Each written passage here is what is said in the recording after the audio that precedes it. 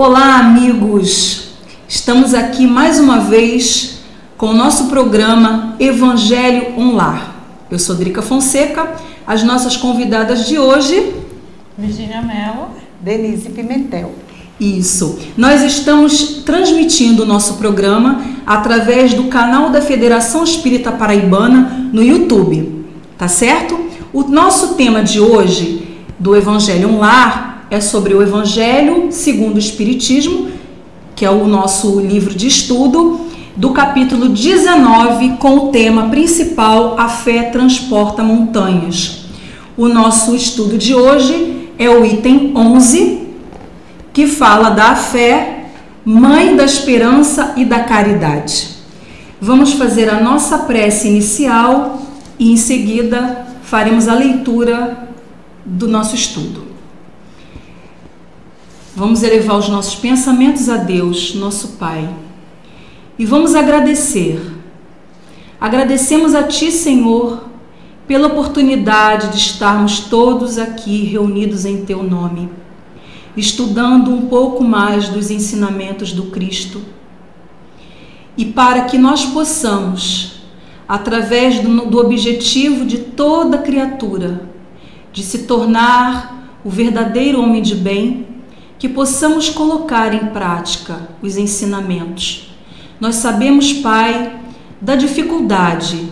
Nós somos ainda espíritos muito imperfeitos com a lei divina, imaturos espiritualmente, mas nós sabemos, acima de tudo, que contigo, Senhor, de mãos dadas contigo, com Jesus do nosso lado, nós não temos por que temer. Sigamos em frente e firmes na fé. Fique conosco, Senhor, hoje e sempre, em Teu santo nome, graças a Deus. Graças a Deus. Bom, vamos fazer a leitura do nosso estudo e a seguir nós vamos abrir o debate, né, a conversa com as nossas convidadas. Então vamos lá. A fé, mãe da esperança e da caridade. Para ser proveitosa, a fé tem de ser ativa, não deve entorpecer-se. Mãe de todas as virtudes que conduzem a Deus, cumpre-lhe velar atentamente pelo desenvolvimento dos filhos que gerou. A esperança e a caridade são corolários da fé e formam com esta uma trindade inseparável. Não é a fé que faculta a esperança na realização das promessas do Senhor? Não é a fé, se não tiverdes fé, que esperareis? Não é a fé que dá o amor? Se não tendes fé, qual será o vosso reconhecimento e, portanto, o vosso amor? Inspiração divina, a fé desperta todos os instintos nobres que encaminham o homem para o bem. É a base da regeneração. Preciso é, pois, que essa base seja forte e durável. Porquanto, se a mais ligeira dúvida abalar, que será do edifício que sobre ela construirdes? Levantai, conseguintemente, esse edifício sobre alicerces inamovíveis. Seja mais forte a vossa fé do que os sofismas e as zombarias dos incrédulos, visto que a fé, que não afronta o ridículo dos homens, não é fé verdadeira. A fé sincera é empolgante, é contagiosa, comunica-se aos que não tinham ou mesmo não desejariam tê-la. Encontra palavras persuasivas que vão à alma, ao passo que a fé aparente usa de palavras sonoras que deixam frio e indiferente a quem as escuta. Pregai, por exemplo, da vossa fé, para incutirdes nos homens. Pregai o exemplo das vossas fés, vossa fé, para lhes demonstrardes o merecimento da fé. Pregai pela vossa esperança firme, para lhes dardes a ver a confiança que fortifica e põe a criatura em condições de enfrentar todas as vicissitudes da vida. Tende, pois, a fé, com o que ela contém de belo e de bom, com a sua pureza, com a sua racionalidade. Não admitais a fé sem comprovação, cega, filha da cegueira. Amai a Deus, mas sabendo por que o amais. Crede nas suas promessas, mas sabendo por que acreditais nelas. Segui os nossos conselhos, mas compenetrados do fim que vos apontamos e dos meios que vos trazemos para os atingirdes. Crede e esperai, sem desfalecimento. Os milagres são obras da fé. Mensagem de José, espírito protetor, em Bordeaux, no ano de 1862. Uma mensagem maravilhosa que cabe uma discussão bem grande. Infelizmente, nós não temos muito tempo para isso, mas a gente vai tirar o máximo do tempo disponível para a gente falar, porque é um tema muito lindo, engrandecedor, que desperta em nós essa alegria, esse desejo de cada dia mais sermos melhores. As nossas irmãs Virgínia e a nossa irmã Denise, vamos ver o que elas acham, o que elas têm a contribuir em relação ao tema que nós acabamos de ler. Virgínia, você gostaria de iniciar? Eu acho interessante porque, assim, cada momento que a gente tem a oportunidade de fazer o Evangelho, há um despertar muito, muito sincero, né, para a nossa vivência, para a nossa reflexão diante da nossa vida, né? Senão, assim, a gente só estaria trazendo aqui um estudo de letras, sim, né, e não tornaríamos prático essa reflexão que é o convite do Evangelho, né? É trazer o olhar sobre a nossa vivência e nos identificarmos de acordo com o que esse texto vem abrindo esse chamado. E logo de início ele vem falando que a fé, para ser proveitosa, ela tem que ser ativa, né? E aí ele desenvolve um processo pedagógico através dessa contaminação, desse germe positivo da experiência, né?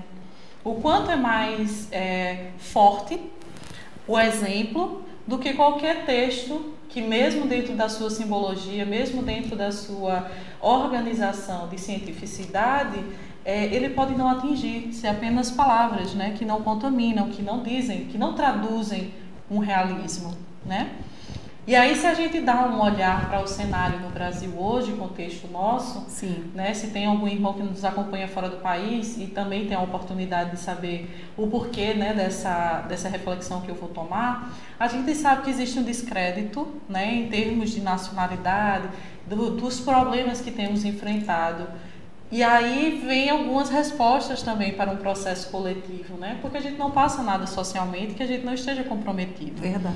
A gente espera, muitas vezes, quem já teve a oportunidade de estudar algumas questões mais aprofundadas desses resgates coletivos, né? Que seriam formas da humanidade se organizar, né? Para pagar alguns débitos que assim adquirimos conjuntamente. A gente também não pode deixar de um espetáculo como esse nacional, né? Esse momento onde passamos com muita dificuldade, né? Que também não seja um resgate coletivo através da nossa própria moralidade, né? Sim. Então, quando ele pede essa fé ativa, quando ele pede essa ação, nós temos que ser o construtor, né? Ele primeiro, antes de tudo, ele faz o convite à reflexão de tua obra. Se fala sobre a fé, que fé tem? Onde é que você aplica a tua fé, né? Então, para mim, já foi um chamamento. E aí, em seguida, ele fala, porque a fé é a mãe de todas as virtudes. E muitas vezes colocamos a fé como um artifício fanático, né? Um fervor, às vezes, um pouco deslocado, né? A forma da gente expressar a nossa fé. E aí a gente deixa de entender as outras virtudes que estão interligadas por esse grande seio, sim, que alimenta. Sim.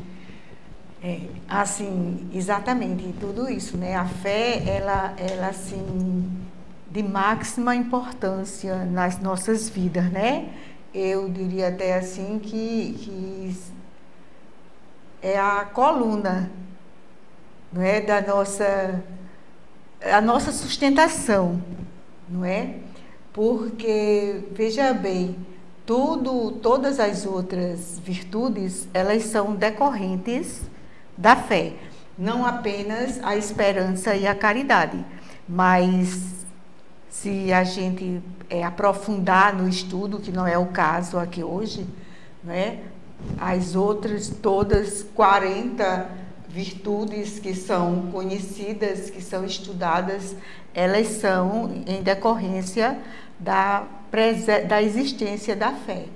E seria interessante a gente também frisar assim, a diferença que existe de fé e crença. Sim, muito importante. Não é? Verdade. Fé e crença. A gente ter fé é uma coisa e a gente apenas crer é outra, não é? Ter fé é muito maior, abrange muito mais sentimento, muito mais envolvimento do que apenas uma crença. Você pode acreditar que esse copo está cheio d'água, não é? Que ele contém água. Você pode acreditar em N coisas, mas fé é completamente diferente. Você pode acreditar que Deus existe, mas daí você ter fé em Deus vai uma distância muito grande. Sim, com certeza. Não é? Então, a gente tem que deixar as pessoas, muita gente equivocadamente acha que porque acredita em Deus tem fé. E não basta acreditar para ter fé. Não é? Um dos elementos da fé é o acreditar, né? Nesse aspecto, mas não é tão simplista. Isso. Não é tão simplista, né? A gente sabe que ter fé é bem mais do que isso. Ter fé é ter a certeza de poder realizar, de poder atingir, de poder conseguir. Isso é a certeza, é a mola, é aquilo que faz você, que lhe move a certeza de você acreditar em Deus. É a sua verdade.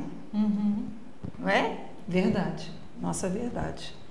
Virgínia, o que você acha? E aí, assim, concordo plenamente nas palavras. Acho que dentro dessa reflexão que é muito necessária quando a gente divide, porque a gente mal entende, né, nossos sentidos, nossos sentimentos. A forma com que nós nos organizamos e nos percebemos ainda é muito pouco analisado, né? Não é? E aí, quando a gente pensa que a gente está desenvolvendo uma coisa, quando a gente vê, a gente não está seguindo no caminho que deveria, né, em relação a ela, e aí a gente se vê perdido. Na verdade, a análise dessa fé, desse sustentáculo, né, dessa base, ela é tão importante que eu associo ela com uma questão da própria filosofia, né? Se a gente não tem o hábito de estar dentro do ambiente ao questionar e ao se questionar sempre, né, a relação com o que está, a filosofia que alimenta as outras ciências, seria a mesma coisa da fé, que ela sustenta as outras como uma forma de dizer, você se identifica com aquilo porque aquilo te move, aquilo te faz sentir, te dá sentido, te cria significado, né? Te conecta, te dá certeza, te concretiza. Então é a fé. E é muito comum você dizer que fulano tem fé naquilo, né? É a fé do fulano, é a fé do ciclano. E muitas vezes a gente se deixa levar e não raciocina na pureza do que a gente fala, né? Dentro desse aspecto, ele permeia tudo porque ele está em tudo, né? Está dentro de suas escolhas e está dentro das suas identificações e, enfim, dentro dos seus próprios sentimentos, que é aquilo que ele se afina, né? Certeza. Mas essa colocação que você fez da filosofia é muito pertinente, porque, assim, é preciso, para você ter fé, é preciso você estar em harmonia com as leis divinas. Né? Exatamente. Se você não tiver, dentro dessa harmonia, você não vai poder proporcionar o bem ao seu irmão. E é interessante, porque enquanto lia, eu lembrei de um trecho de uma música espírita. Como é muito antiga, eu não vou saber dizer o autor, né, da música, mas ele diz assim, né? Mostra a eles que o amanhã será melhor, será feliz, né? Se houver sorriso, se houver canção, coragem e fé. Né? Ontem eu ouvi essa música é dos Beatles, não é isso? É uma música dos Beatles. Faz a tua vida um sorriso, mas a sorriso letra de bem esperança. semelhante com Let It Be. Eu não vou saber. Eu sei que é Sorriso de Esperança e eu vou dever o nome do autor, porque infelizmente eu não vou lembrar no momento. Ela é muito bonita. Deixa eu o que eu ia falar. Sim, era isso. Hoje, antes de sair para aqui, eu li uma mensagem de uma amiga que mora no Rio de Janeiro. E ela me mandou, e essa mensagem ela falava assim, que o navio estava afundando.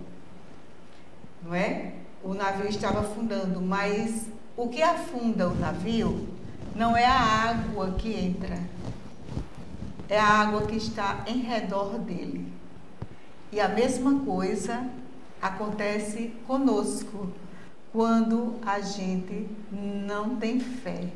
A gente é contaminado, não o que está dentro da gente, mas as coisas que estão em redor da gente. É porque falta fé. A gente deixou se contaminar pelo que estava fora da gente.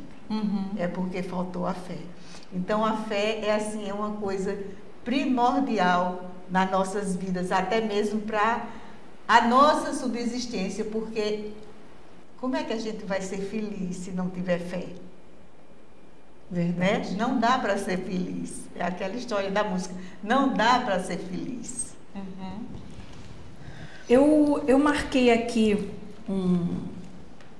uma parte do nosso texto que ele diz assim: a fé sincera é empolgante, é contagiosa, comunica-se aos que não tinham a fé, ou mesmo aqueles que não desejariam ter a fé. E me passou pela cabeça alguma criatura, né, que esteja dentro desse perfil que não deseja ter fé. Para ela isso não diz nada, não faz sentido algum, não é? E de repente essa pessoa, ela se vê numa situação da vida, uma doença, né, muito grave, e de repente aquele despertar, a pessoa era completamente diferente, tinha um pensamento totalmente totalmente blindado em relação a ter fé, a admitir ter fé.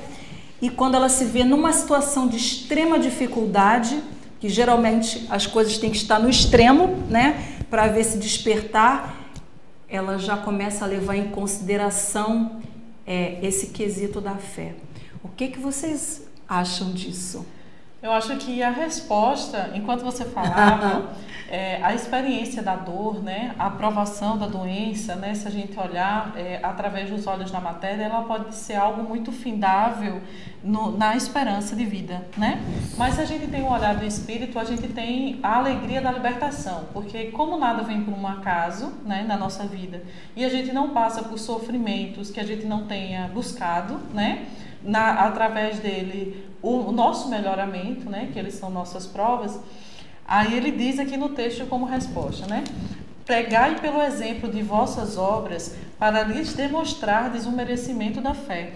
É através da dificuldade que nos encontramos em necessidade da fé e acreditamos recebê-la porque temos pela primeira vez a experiência do benefício que estava a todo momento como recurso nosso. Só que a gente não trocou essa identidade. A gente não buscou porque a gente não estava ali, olhando o poder que ela tinha. Perfeito. E aí muitas vezes a gente acha que aquela fé, ela é adquirida porque ela é atribuída à circunstância, né? Tipo, eu estou muito doente, logo eu vou lutar pela minha vida, porque é o extremo oposto. Então, quanto mais doente, mais fé eu vou ter, e aquilo foi uma consequência da doença, como se a gente só tivesse a fé quando a gente tivesse ameaçado o nosso princípio da vida material. Exato. E, na verdade, ela está em latência por esse descrédito, essa falta do flerte antes, né? De acreditar nessa benesse, né? Da essência da paz que ela traz. Porque é da fé que vem, que nasce a esperança e a caridade. São de circunstâncias assim. Sim. Aproveitando essas circunstâncias, que nasce a esperança e a caridade. Não é? Essas situações, elas vêm exatamente para isso. Sensibilizam mais exatamente. Também. Né? Para que haja. Então, nessas situações extremas, como você citou, é quando a gente escuta as pessoas falarem assim, a esperança é a última que morre. Uhum. Aí você vê que a esperança brotou nas pessoas, não é? E elas nascem exatamente da fé que a pessoa tem. Aí, acreditando em seres como somos, né?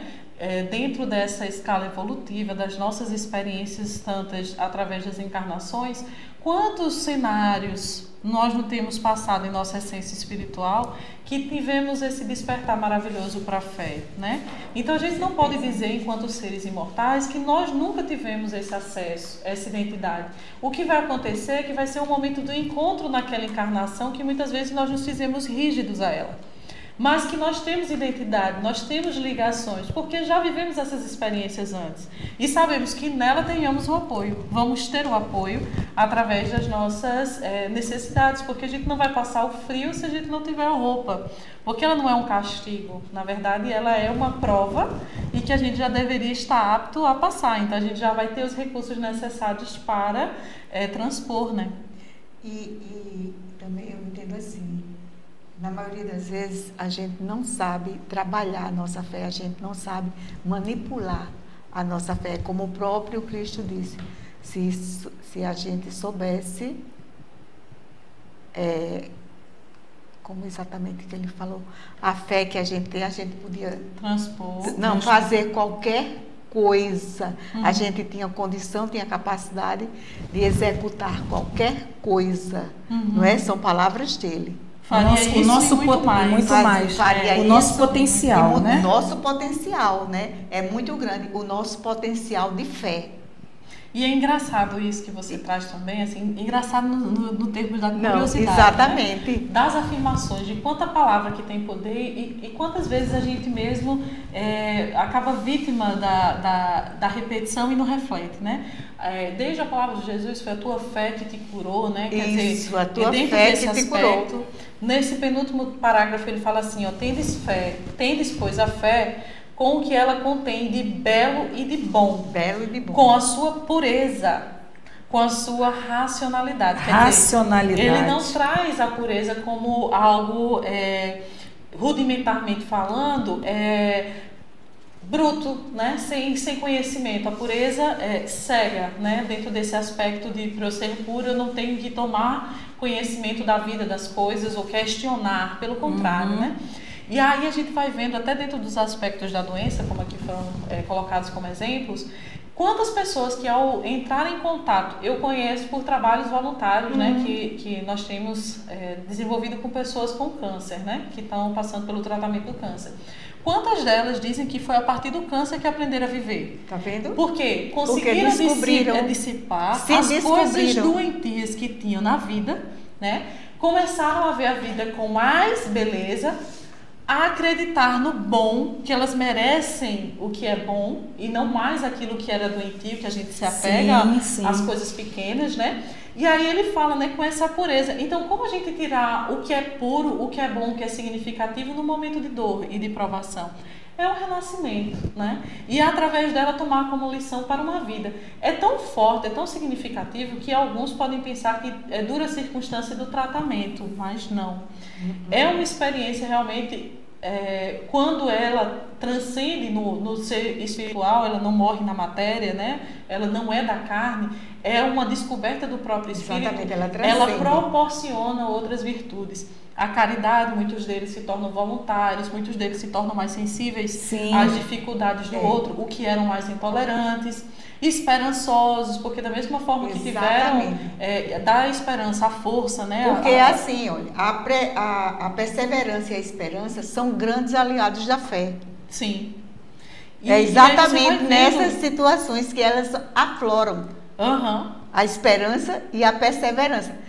E aí a gente vai vendo que é possível construir, mesmo que um trabalho só, e contaminar um trabalho só, sincero, verdadeiro, né? Nessa perspectiva da mudança do seu eu, do seu mundo particular. Quantas pessoas você não contamina? Quantas pessoas não fazem acreditar? Poxa, se ela que estava numa situação mais complicada do que a minha, ela está levando com um sorriso, ela está acreditando que vai sair, por que eu não acredito também? Porque isso dá qualidade, isso dá condições de a gente levar as dificuldades de forma mais leve, porque a gente acredita, não é? Claro, a gente não morre com ela, a gente acredita nas nossas potencialidades. Isso abre uma janela para nos incentiva, movimenta o fluido vital de uma forma positiva. Exatamente.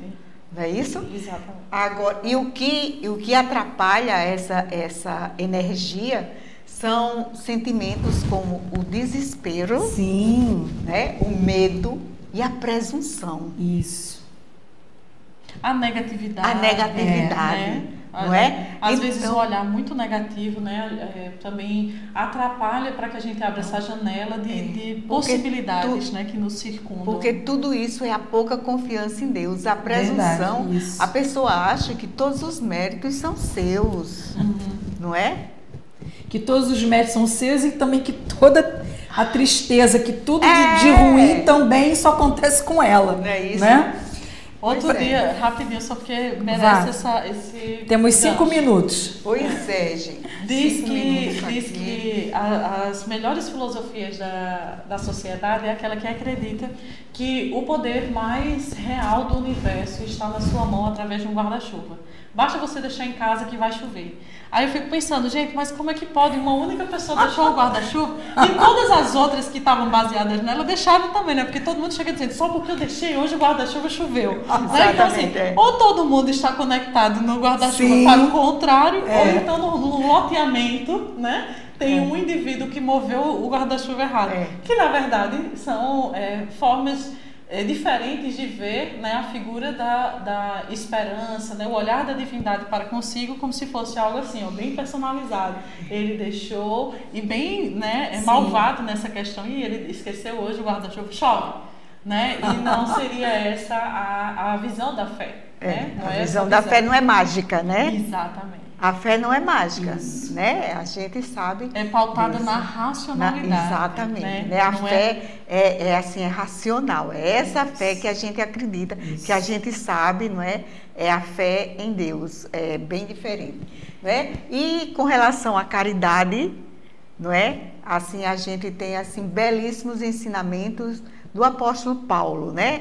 Ele descreve assim, ele fala de uma forma lindíssima, né, da caridade, principalmente assim em Corinto 1, né, onde ele fala assim: agora, pois, permanece a fé, a esperança e a caridade, estas três, mas a maior destas é a caridade. Né? Então ele deixou muito claro que a caridade, a gente sabe que a caridade é a fé é o amor. Né? A caridade é o amor em movimento. Sim. Então é a fé, é a ação, né? É o amor ao próximo, doação. É a doação, é a síntese de todas as virtudes, não é? Então todas elas estão ali presentes. Se não tiver a fé, você não vai conseguir chegar na caridade. Verdade. Foi ótimo. Não é? Maravilha. Pena que o nosso tempo está no limite. Considerações finais, meio minuto, Virgínia. Você Vamos exercitar nossa fé. É preciso a gente pensar nela, já que vimos essa maravilha, essa grandeza, né, que temos à nossa disposição para o nosso melhoramento.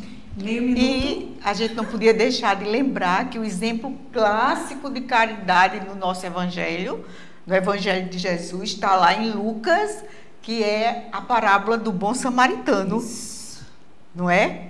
A parábola do bom samaritano, que todo mundo, a gente não vai falar aqui, mas é o exemplo... Fica de dever de casa. Clássico de caridade. Os nossos irmãos aí do outro lado. Que a gente não poderia falar. E a fé é a certeza que dá confiança na realização. A esperança é expectação, transcendência e comunhão com Deus. E a caridade é o amor em ação no presente.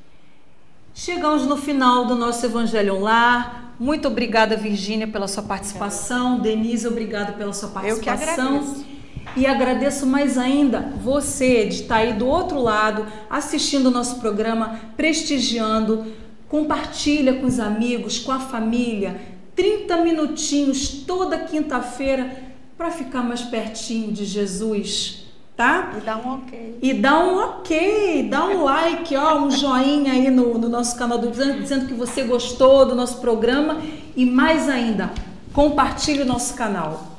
Vamos fazer um grande abraço e até o próximo programa. E a prece.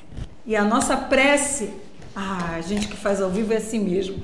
E vamos fazer a nossa prece de encerramento? Virgínia, vamos lá? Vamos. Senhor Jesus, mais uma vez, te agradecemos a oportunidade do contato maravilhoso desse Evangelho de Luz, que nos enche, Senhor, de fé na nossa própria modificação, no nosso próprio labor, fazendo com que tenhamos mais consciência da nossa capacidade de mudança, das nossas virtudes, que tenhamos fé em nós, fé no nosso melhoramento, que acreditemos também que temos merecimento para estarmos no bem, que merecemos nada melhor do que o teu amor, do que essa grandeza que nos move, do que a certeza de ser amado, e que sejamos mais harmônicos com os nossos irmãos, com o nosso meio, com a nossa natureza, como forma de exercitarmos, Senhor, o exercício de paz e de luz e de todas as virtudes, como vimos hoje, provenientes dessa fé que nos une, que nos faz acreditar que somos filhos do teu amor, da tua misericórdia, da tua paz infinita. E com essa alegria que nos enche o coração, por estas palavras que nos renovam, por esse Evangelho que nos vivifica o Espírito, nos alimenta, gostaríamos de te pedir para que possamos encerrá-lo em teu nome, desejando a todos, aqueles que assistem, aqueles que aqui estão presentes, que tenham também dentro de si a tua bênção, a tua paz, hoje e sempre. Graças a Deus. Graças a Deus. Um grande abraço e até a próxima. Tchau, tchau.